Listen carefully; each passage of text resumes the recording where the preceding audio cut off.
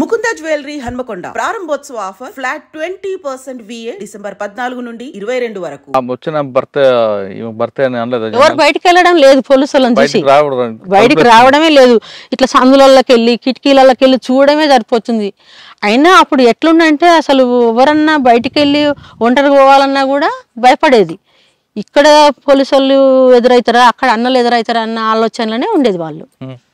అలాంటప్పుడు ఎవరు కూడా వచ్చి ఏం చెప్పబోయేది మా గురించి, అసలు నాతోటి మాట్లాడాలన్నా భయపడేది. ఏమి మధ్యాహ్నం 3 గంటలకు వెళ్ళిపోయారు వాళ్ళు. వెళ్ళిపోయినాక నేను నా పార్టీకి వెళ్ళిపోయింది. ఇక వాళ్ళకు ఏపీటీ ఇట్లా ఉంటుంది కదా, ఎక్కడెక్కడ ఉందనే తెలుసు కాబట్టి వెళ్ళిపోయిండు. వెళ్ళిపోయినాక మళ్ళీ ఒక 15 రోజులకు వచ్చి కలిసిండు. ఇంట్లోనే కలిసారా? ఇంట్లోనే కలిసిండు. ఇంట్లో కలిసినాక ఇక పిల్లలు అంతా చూసిండు, వెళ్ళిపోయిండు. అంటే మా పిల్లల్ని చూడాలి అనుకున్నప్పుడే ఇంటికి వచ్చేది, లేదంటే ఏం రాకపోయేది. ఇక నేను మాత్రం పిల్లల్ని సాధడమే నాకు లక్ష్యం.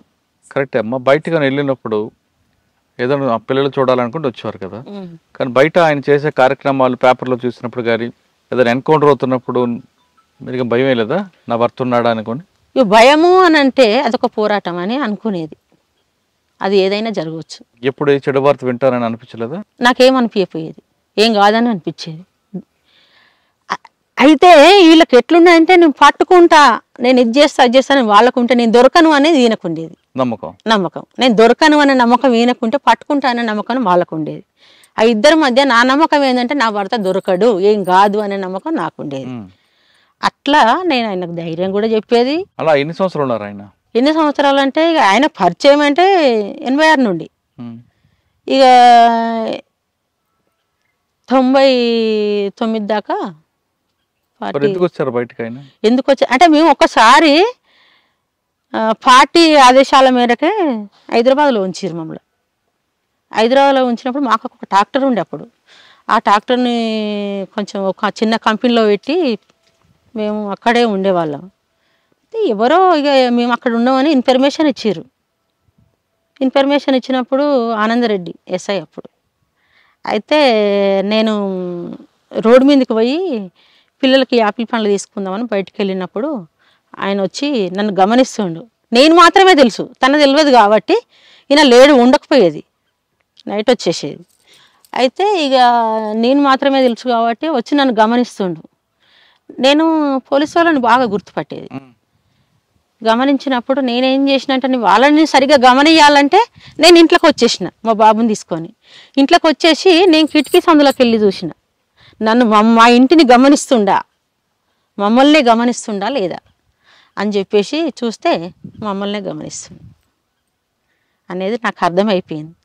అర్థమైపోయి నేనేం చేసినంటే ఇక కంపల్సరీ దాడి జరుగుతుంది, ఈరోజు మా ఇంటికి వచ్చేస్తారనే నమ్మకం నాకు వచ్చేసింది. ఈయన వచ్చేసరికే నేను వంట చేసిన, పిల్లలకి అన్నం పెట్టేసిన, అంతా సర్దుకొని సిద్ధంగా ఉన్నా. ఇట్లా వచ్చిర్రు, ఇట్లా సంగతి ఖచ్చితంగా ఈరోజు మా ఇంటికి వస్తారు అని అంటే, లేదు నీకు అంత నమ్మకంగా ఎట్లా చెప్తున్నావు అంటే, లేదు తప్పకుండా వచ్చేస్తారనే ఆలోచనతో నేను తనకు చెప్పిన. చూడలేదు వాళ్ళు ఎప్పుడో వద్దామని వాళ్ళది, వాళ్ళు ఎప్పుడు వచ్చేది వాళ్ళకే తెలుసు కదా. మన ఆలోచనలో మనమున్నాం, ఎట్లా వస్తారనేది మనకు ఆలోచన తెలుసు కాబట్టి లేదు మనం ఈ నైట్ వెళ్ళిపోవాలి, ఖచ్చితంగా వస్తారని చెప్పేసి మేము 10 గంటలకు వెళ్ళినాం. 10 గంటలకు వెళ్ళినప్పుడు వాళ్ళు 12 గంటలకు వచ్చేసారు నైట్. చూసాక తాళం ఉందని చెప్పేసి అటు ఇటు పక్క వాళ్ళని అందరిని అడిగేసి ఎటు వేరు వీళ్ళంటే కాల్ చేసి వెళ్ళిపోయారని చెప్పారు. వెళ్ళిపోయినప్పుడు ఇక మేము అక్కడ వేరే దగ్గరికి వెళ్ళిపోయి అక్కడ ఉన్నాం, కొత్తపేట అని అక్కడ ఉన్నాం, మనకు తెలిసిన పరిచయస్తులు ఉంటే అక్కడ ఉన్నాం. అక్కడ కూడా పార్టీ ఆదేశాల మేరకే అక్కడనే ఉన్నాం.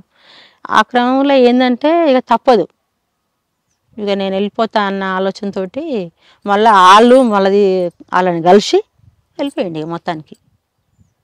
ఆ తర్వాత చాలా కష్టమైంది. ఇక ఇంటికాడ పిల్లల్ని చూసుకోవడం, పని చేసుకోవడం, పిల్లల్ని చదువుకోవడం ఏంటంటే ఇక అన్ని రకాలుగా నేనే అక్కడ అత్తయ్యని చూసుకోవడం, ఆడపడుచుని చూసుకోవడం, వాళ్ళ మంచి చెడులు అన్ని రకాలుగా నేను పిల్లల్ని చదువుకోవడం. ఒకవైపు పోలీసులు వేధింపులు అంటే వేధింపులు అంటే మామూలుగా కాదు, 2 రోజులకు ఒకసారి ఇట్లా రావడం. స్టేషన్ వాళ్ళు కాకపోతే అక్కడ స్పెషల్ వాళ్ళు ఇక స్టేషనే పడ్డది అక్కడ కాబట్టి, ఒరకుటిపల్లిలో ఉన్నారు కాబట్టి వాళ్ళు ఎప్పుడు అనుకుంటే అప్పుడు వచ్చేది. నేను పనికి పోవడానికి కూడా ఇట్లా స్టేషన్ ఉన్నప్పుడు నేను అట్లా పత్తేరడానికి ఒక రోజు పోయినా. పోతే ఎందుకు వచ్చినావు నువ్వు, ఏమిటికి వచ్చినావు, వాళ్ళ ఎందుకు వచ్చింది ఇక్కడికి వచ్చేసింది ఏంది, అసలు పనికే వచ్చిందా దేనికి వచ్చిందా అన్న ఆలోచన వాళ్ళకు ఉండే. ఎందుకు వచ్చినావని నా దగ్గరకు వచ్చి అడిగారు. లేదు నేను ఇక్కడ పని చేయడానికి వచ్చిన, పత్తేరడానికే వచ్చిన, మరి మీరు చేసుకుంటున్నా నా పిల్లల్ని చదువుకోవాల్సి వస్తుంది కదా అని చెప్పేసి నేను మాట్లాడినప్పుడు మరి ఎలా కష్టపడ్డావమ్మా అప్పుడు? ఇదే పని, ఏ పని, కలుపు పని, వ్యవసాయం పని. ఆ వ్యవసాయం పనుల మీదనే పిల్లల్ని పోషించుకోవడం జరిగింది. మరి ఎందుకు వచ్చారు బయటకు? అయినా ఎందుకు వచ్చారు అంటే పిల్లలదే అనారోగ్యం. పిల్లలు అనారోగ్యం వల్లనే. ఎవరికి? ఆయనకా? లేదు, పిల్లలకి. ఏమైంది పిల్లలకి? చిన్న బాబుకు కుక్క కడిచింది, పిచ్చి కుక్క కడిచింది. కడిచినప్పుడు ఏమైందంటే మా ఇంటి పక్కలనే ఒక అతనుకు ఒకప్పుడు ఒక 10 ఏళ్ల క్రితం కుక్క కడిచి చనిపోయింది ఆయన. ఈ కుక్క కడిచిన కుక్క కూడా చనిపోయింది. దానివల్ల నాకు చాలా భయం వేసింది. ఇక్కడ మోత్కూరు దగ్గర ఒక మురిపిరాలని ఉంటుంది, అక్కడికి పోతే ఏదో చెట్టు ఇస్తారు అది ఇది అని చెప్పేసారు. అక్కడికి పోవాలంటే అక్కడ దాకా బస్సు ఉంది, అక్కడి నుంచి అక్కడ లోపలికి 5 కిలోమీటర్లు ఏం లేదు. అలాంటప్పుడు అది పొద్దుగాలనే 7 గంటల నుంచి వెళ్ళి సాయంత్రం అంతే ఉదయం 10 గంటల వరకే అక్కడ చెట్టు ఇస్తారట. ఆ టైంకి నేను పోవాలంటే ఏం చేయాలి? 5 కిలోమీటర్లు, చిన్న బాబు 2 సంవత్సరాలు ఉండు, 4 సంవత్సరాలు ఉండు.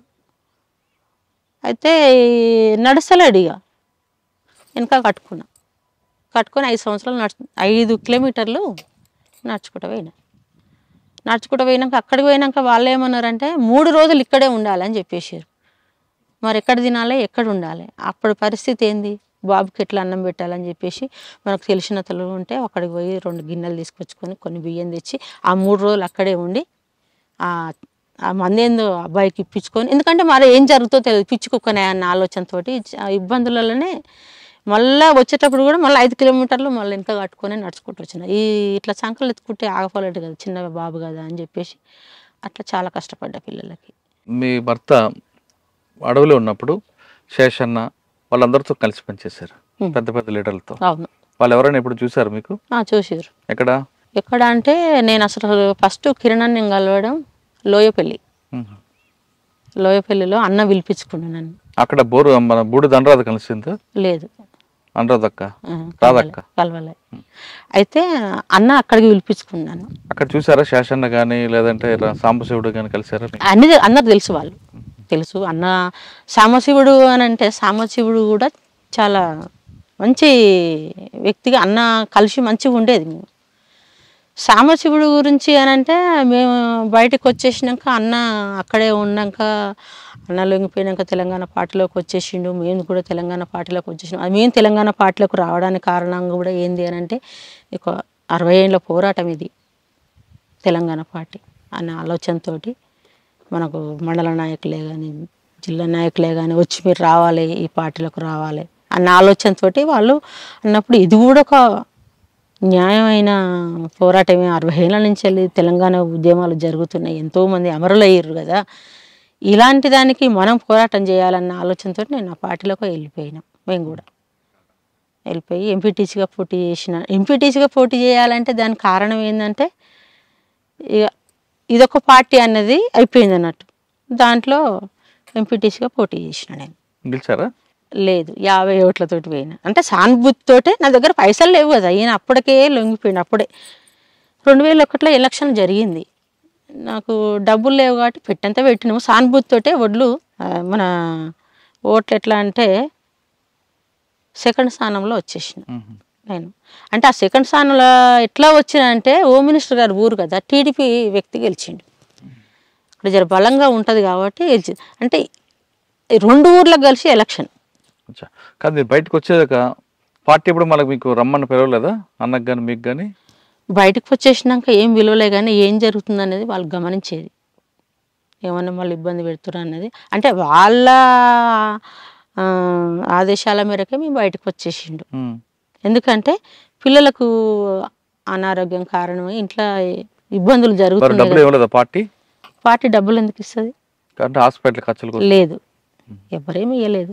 మేమంతా గవర్నమెంట్ ఇచ్చిందా లొంగిపోయినప్పుడు? గవర్నమెంట్ ఇచ్చిందంటే రివార్డు ఏమి ఇవ్వలేదు మాకు.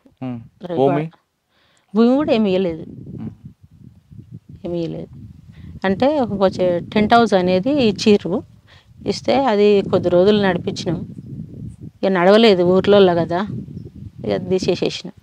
బయటకు వచ్చిన తర్వాత ప్రజలందరూ ఏమన్నారు? ప్రజలు అంటే ప్రజలకు ఈయనకు అసలు చాలా మంచి సంబంధాలు. ఎందుకంటే అన్నం పెట్టుకుని సాదుకున్న వ్యక్తులు వాళ్ళు. ప్రజలు చాలా ప్రేమగా ఇప్పటికి కూడా అన్నని చాలా ప్రేమగా చూస్తారు, ప్రేమగా మాట్లాడతారు, వచ్చి కలుస్తారు. ఈయన లొంగిపోయినాక ఒక 2 నెలలు 3 నెలలు వాళ్ళు చూసి పోవడానికే సరిపోయింది. ఎట్లుంటాడు ఏం కథ అని తెలియని వాళ్ళు, తెలిసిన వాళ్ళు అన్నను కలిసి వద్దామని కొంతమంది, అట్లా ఒక 2-3 నెలలు వచ్చిపోయారు. బయటకు వచ్చిన తర్వాత మరి మీ కుటుంబ ఆర్థిక పరిస్థితి ఎలాగుందాం? ఆర్థిక పరిస్థితి అంటే అప్పుడు ఆయన అన్నున్నప్పుడు వ్యవసాయం చేయనీయలే మమ్మల్ని. మా పొలం ఉన్నది కదా, అత్తమామ సంపాదించింది అంతా, పొలం కూడా ఏం చేయనీయలేదు. చేయనీయకపోయినా పర్వాలేదు, నేను పని చేసి నేను పిల్లల్ని పోషించుకుంటాను ధైర్యంతో ఏ పని అయినా చేసేది. అంటే అంత వ్యవసాయం పని, కలువు కోయడం కానీ ఇప్పుడు ఆడ ఏంది అని అంటే వరి పంట మనకు లేదు కదా, వరి కొయ్యబోయి ఆ ఒడ్లు తెచ్చి పట్టించి పిల్లలకు నేను పోషించుకునేది. కానీ మాజీలు అందరూ కూడా కొంతమంది దందాలు చేస్తుంటారు. అదే విధంగా వరికొప్పుల మల్లన్న వెళ్ళారా? లేదు వ్యవసాయం చేసుకుంటూ వ్యవసాయం చేసుకుంటూనే ఉన్నాం. మాకు అలాంటి దందాలు అప్పుడు అండ్లున్నా ఇండ్లున్నా ఏ రకంగా అయినా మేము ఒకరికి న్యాయంగానే ఉండేది, కానీ ఎలాంటి అట్లాంటివి బయటకు వచ్చిన